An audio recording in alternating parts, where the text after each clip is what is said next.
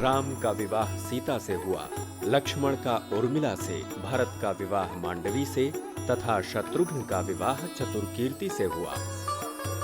महारानी, राजा से आप अपने पुत्र के राज तिलक के लिए कहिए। राम का क्या होगा? उनसे कहिए कि वो राम को 14 वर्ष का वनवास दे। माते, इतनी सी बात के लिए पिताश्री को चिंता नहीं करनी चाहिए। जो भी आदेश हो मुझे सहर्ष स्वीकार है। मैं इस अन्याय को कदापि नहीं सह सकता हूँ। मैं देखता हूँ आपका राज तिलक कौन रोकता है। मैंने तुम्हारी संपूर्ण इच्छाएं पूर्ण की। यदि मैं मृत्यु को प्राप्त हुआ तो भरत मेरा अंतिम संस्कार नहीं करेगा। कौशल्या उन्हें कक्ष में ले आई। अकस्मात राजा दशरथ को बीती घटनाएं एक एक करके याद आने लगी। एक समय जब राजा दशरथ युवक थे, वो आखेट हेतु वन में गए।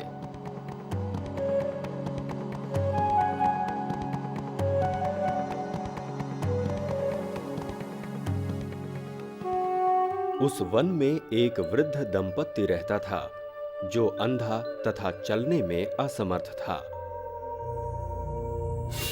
उनका एक पुत्र था श्रवण कुमार, जो माता पिता की सेवा के प्रति पूर्ण समर्पित था। एक दिवस जब वो अपने माता पिता को अपने साथ ले जा रहा था, रास्ते में उन्हें प्यास लगी।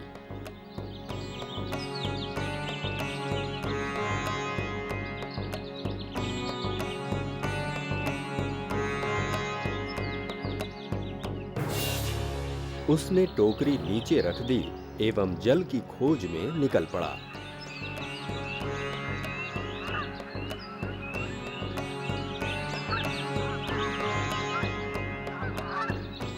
एक छिछले कूप में जब उसे कुछ जल दिखा तो वो जल लेने हेतु कूप में उतर गया।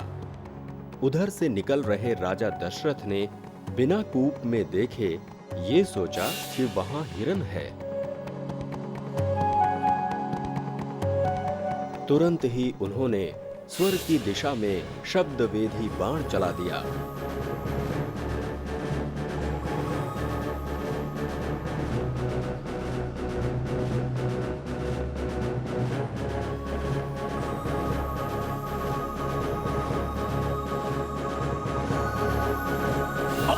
बाण श्रवण कुमार के सीने में लगा। वो वहीं चित्कार करते हुए गिर पड़ा। चित्कार सुनकर राजा दशरथ स्तब्ध रह गए। मुझे क्षमा कर दो। मेरा नाम श्रवण कुमार है। मेरे अंधे माता पिता वहाँ। ये उनकी परिकल्पना से परे था। तत्काल उन्होंने श्रवण कुमार से क्षमा मांगी। श्रवण कुमार ने राजा को जल देकर उसे उसके माता पिता को पिलाने के लिए कहा। जल लेकर राजा दशरथ श्रवण कुमार के माता पिता के पास पहुंचे। मेरा चलाया हुआ बाण आपके पुत्र को जा लगा एवं वो मृत्यु को प्राप्त हो गया। अंधे माता पिता के नेत्रों में अश्रु भर गए। श्रवण कुमार के पिता ने राजा दशरथ को श्राप दिया कि वो भी वृद्धावस्था में इसी प्रकार होंगे। वृद्धावस्था में वही दुख तुम्हें प्राप्त हो। ये दृश्य राजा दशरथ के मस्तिष्क में कौंध गया। मैं अपने पाप का फल भोग रहा हूँ। उन्होंने कैकेयी को सब कुछ बताया। ये सब सुनकर कैकेयी असहाय हो रुदन करने लगी। उधर मंत्री सुमंत्र श्री राम को वन में छोड़कर अयोध्या वापस लौटे।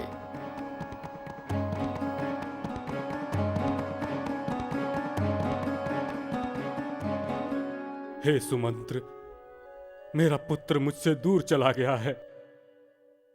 महाराज, धैर्य रखिए। राम अपने वनवास के पश्चात सुरक्षित लौट आएंगे। राजा दशरथ विक्षिप्त से हो गए। उन्होंने मौन धारण कर लिया तथा निरंतर राम के विषय में सोचने लगे।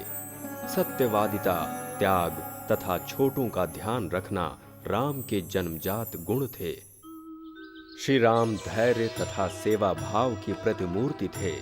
उनका जीवन दूसरों के सुख हेतु समर्पित था।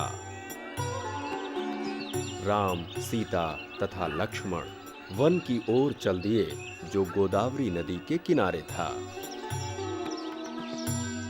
वो तीनों दंडकारण्य में पहुंचे। वो एक अत्यंत घना वन था। मेरे प्रिय बंधु राम, मैं एक शिकारी हूँ तथा मेरा नाम गुह है। मुझे तुम्हें यहाँ देखकर बहुत ही प्रसन्नता का अनुभव हो रहा है। जब तक तुम इस उपवन में हो, मेरी सेवा स्वीकार करो। श्री राम ने गुह को गले से लगा लिया। गुह ने श्री राम के लिए भोजन की व्यवस्था की। सुनो गुह, अब जब हम वन में रहने आ गए हैं तो ऋषि मुनियों की तरह रहना होगा। हमें इस प्रकार का भोजन नहीं करना चाहिए। हमें मात्र कंदमूल तथा फल खाने चाहिए।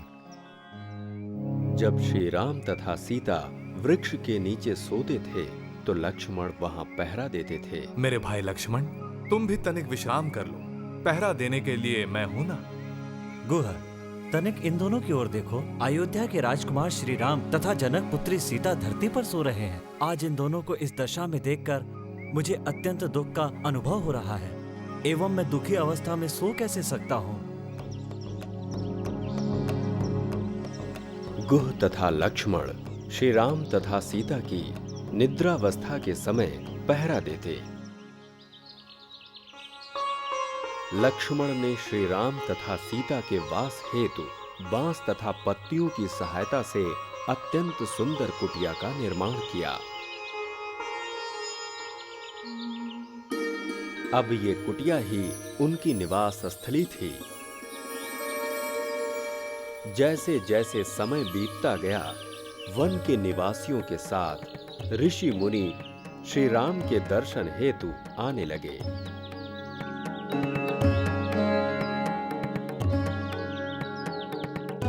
राम, तुम्हें यहाँ पाकर हम सब धन्य हो गए। हमारा यह उपवन पावन और आलोकित हो गया।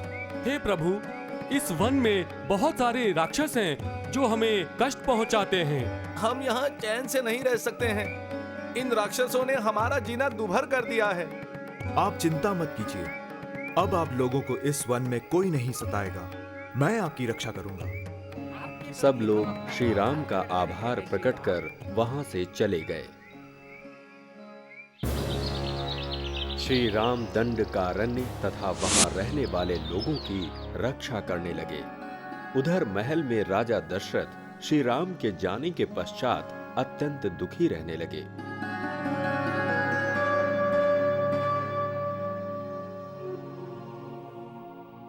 वो बीमार हो गए तथा शैया पर पड़े रहने लगे।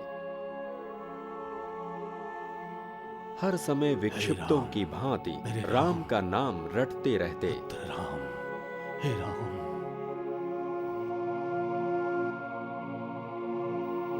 महल के वैद्यों ने हर प्रकार की औषधियों से राजा दशरथ का उपचार करने का प्रयास किया, किंतु उनकी बीमारी कम नहीं हुई। राजकुमार भरत अपने पिता को इस दशा में देखकर अत्यंत दुखी थे। वैद्य जी, आप इस राज्य के सबसे होनहार वैद्य हैं। आप किसी भी तरह पिताश्री को ठीक कीजिए। प्रिय युवराज, सुनो, मुझे तुम्हारी दशा का पूरा भान है। यदि महाराज शारीरिक रूप से बीमार होते तो मेरी औषधि अवश्य काम करती, किंतु वो मानसिक रूप से बीमार हैं। तथापि मैं अपनी ओर से पूरा प्रयास करूंगा। भरत के दुख की कोई सीमा नहीं थी। अगले दिवस भरत अपने पिता से मिलने आए, किंतु उन्होंने अपने पिता को मृत पाया। दुख से उनका हृदय फट पड़ा। महाराज दशरथ की मृत्यु का समाचार शीघ्र ही सभी दिशाओं में फैल गया। वनवास काट रहे श्री राम को भी अपने पिता की मृत्यु का समाचार मिला। श्री राम स्वयं को संभाल नहीं पाए तथा रो पड़े। लक्ष्मण पर तो मानो वज्रपात हो गया। अंतिम क्षणों में श्री राम ना तो अपने पिता को देख पाए, ना ही उनका अंतिम संस्कार कर पाए। वो माता कैकेयी को दिया वचन जो निभा रहे थे। 14 वर्षों के वनवास के उपरांत ही वो महल में प्रवेश कर सकते थे। महाराज दशरथ का अंतिम संस्कार उनके सबसे कनिष्ठ पुत्र शत्रुघ्न ने किया। राजकुमार भरत को राजपाट संभालने की तनिक भी इच्छा नहीं थी। किंतु उन पर अपने परिवार तथा मंत्रियों का दबाव था। राज्याभिषेक करेंगे। प्रिय पुत्र, तुम कब तक इस दशा में रहोगे? इस साम्राज्य को संभालने का उत्तरदायित्व अब तुम्हारा है। चलो अपना राजभार संभालो, हम तुम्हारा राज्याभिषेक करेंगे। माते, मैं आपका बहुत आदर करता हूँ, परंतु साथ ही मैं अपने पिता का भी बहुत आदर करता था। मेरे लिए मेरे बड़े भाई श्री राम मेरे पिता के समान हैं। उनकी अनुपस्थिति मेरे लिए असहनीय हो गई है। ये महल उनके बिना सूना लगता है।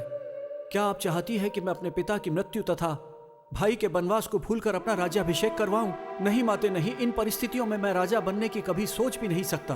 भैया वहां जंगली पशुओं से भरे वन में भाभी के साथ एक कुटिया में घास फूस से बने एक बिछौने पर कष्ट से सो रहे हैं, तो मैं अपनी आत्मा पे बोझ लिए किस तरह आराम से सो सकूंगा? भरत, तुम अयोध्या के राजकुमार हो।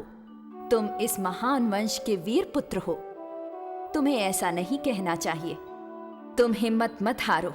यदि इस तरह रहोगे तो कोई भी तुम्हारा राज्य छीन लेगा। तुम जानते हो तुम्हें राजा बनाने के लिए मैंने कितने कष्ट उठाए हैं। मैंने इसके लिए हर तरह का त्याग किया है। माते, ये किसी तरह का त्याग नहीं बल्कि स्वार्थ है। मैंने पिताश्री से यह सीखा है कि एक क्षत्रिय को स्वार्थी नहीं बल्कि परोपकारी होना चाहिए। एक राजा को अपनी नहीं दूसरों की खुशियों का ध्यान रखना चाहिए। यही उसका धर्म है। और भ्राता राम ने मात्र आपके सुख के लिए राज्य को त्याग के एक उदाहरण प्रस्तुत किया है। अतः इस महान राज्य का राजा बनने का अधिकार उन्हीं को है। मैं राजा बनने के लिए अपने सिद्धांतों का बलिदान नहीं कर सकता। तो तुम नहीं चाहते कि मैं जीवित रहूं? ऐसा तो मैं सोच भी नहीं सकता। मैं चाहूंगा आप सदैव जीवित रहें, किंतु आपने यदि मुझे बाध्य किया तो मैं ये महल छोड़कर चला जाऊंगा। कैकेयी शांत हो गई तथा उसके पश्चात वो कुछ भी नहीं कह पाई। भरत श्री राम की खोज में दंडकारण्य की ओर चल पड़े।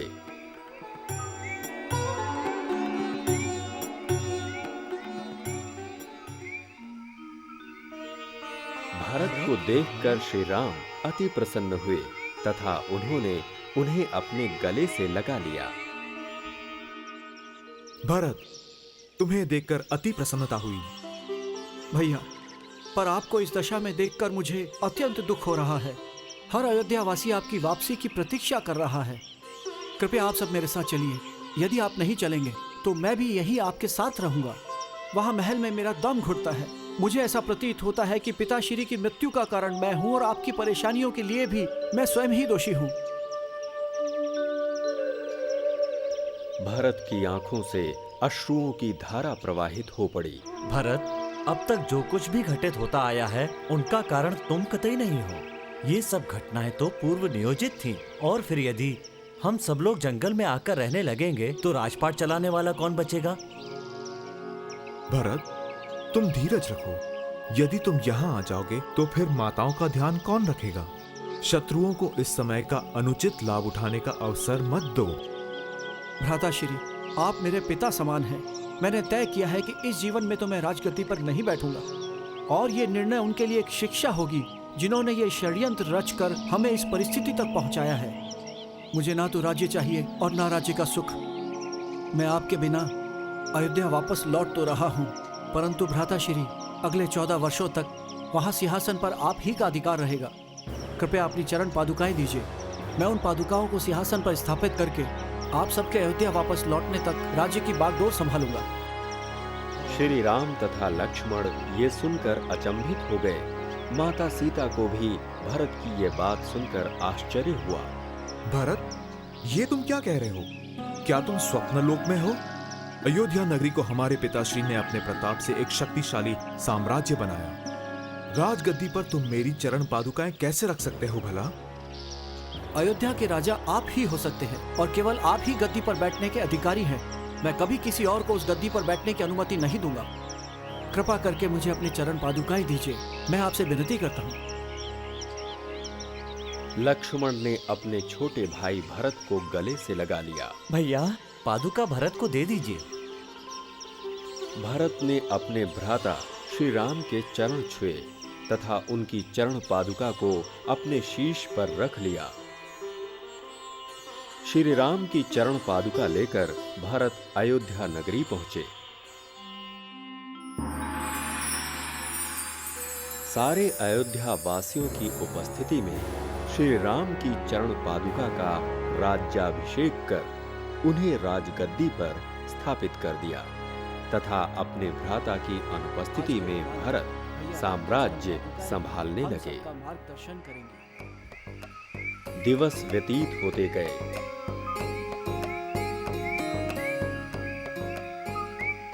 श्री राम दंडकारण्य छोड़कर एक दूसरे वन पंचवटी आ पहुंचे।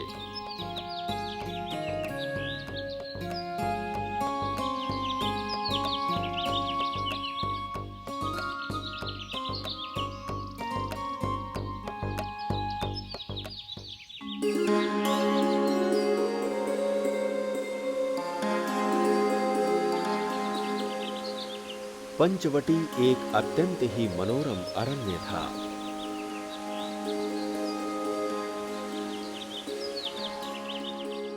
वहां स्वच्छ नदियां तथा निर्मल झरने थे। वहां पशु पक्षी निर्भीक होकर अपने जीवन का आनंद लेते थे।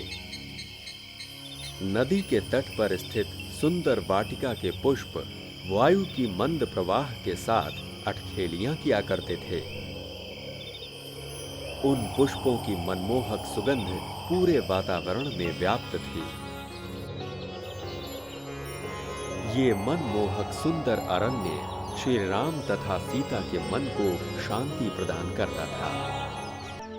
दक्षिण भारत में स्थित मनमोहक अरण्य पंचवटी में लक्ष्मण ने एक सुंदर सी कुटिया का निर्माण किया।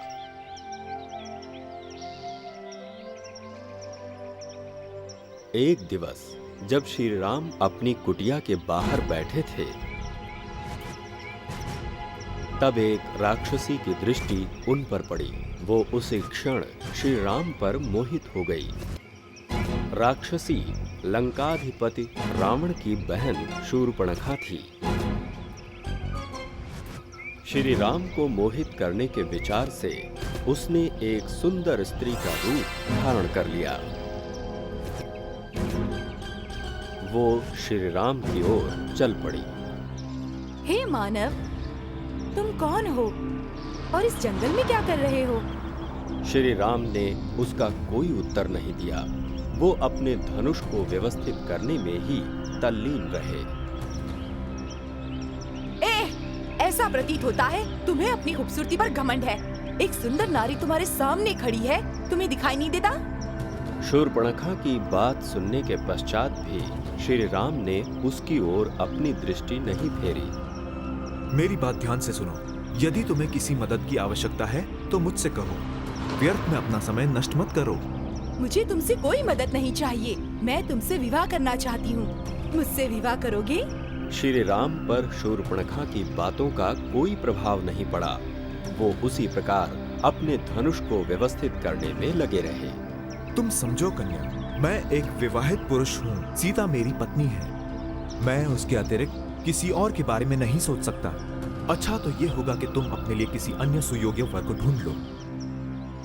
शूर्पणखा की दृष्टि कुछ ही दूरी पर अपने कार्य में तल्लीन लक्ष्मण पर पड़ी।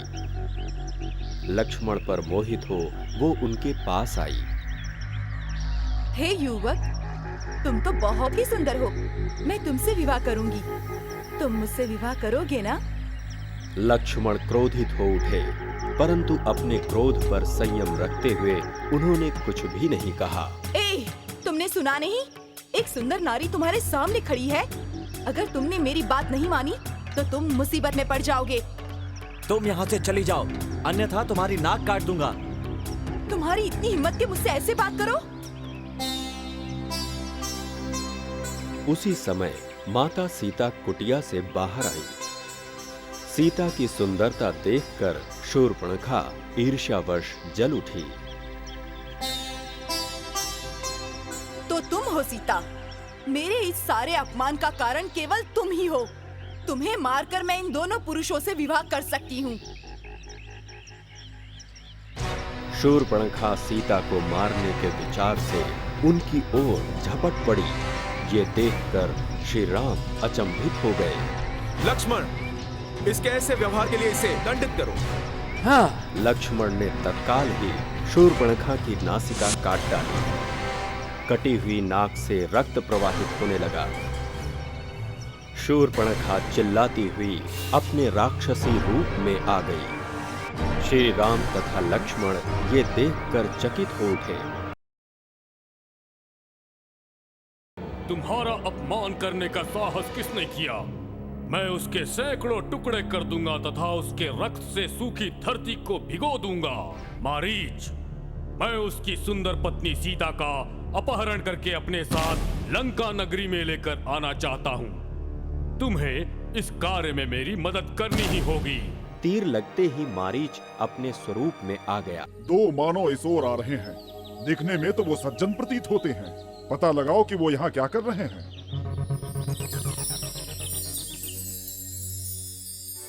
स्वागत है ओ महान योद्धा।